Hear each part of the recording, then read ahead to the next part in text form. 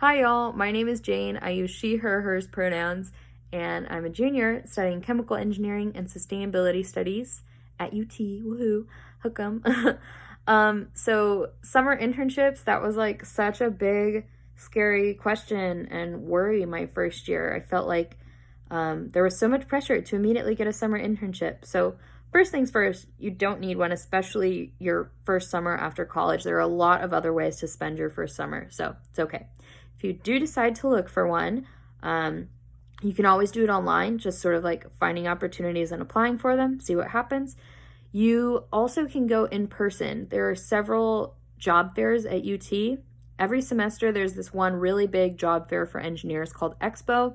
You basically just show up to Expo and there's a whole big room full of corporate recruiters. You can go up and talk to them, kind of like learn more about their company, give them resumes.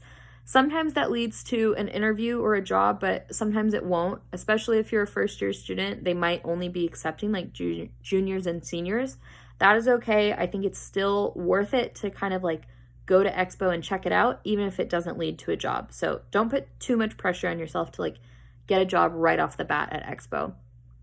My first summer after my first year at UT, I didn't have an internship. I wasn't really like looking for one. It wasn't my goal to have one. So I spent that first summer several different ways. I was like hopping from one thing to another. So I studied abroad my first summer after my freshman year. That was like really all of a sudden I got accepted to a program in April and then I was flying out in May.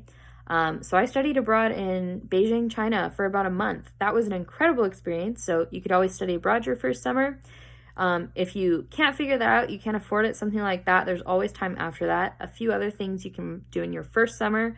I was a summer camp counselor for a lot of different camps my first summer after school. So I did one like women in engineering camp for high school students. That was super fun and I got paid to do it.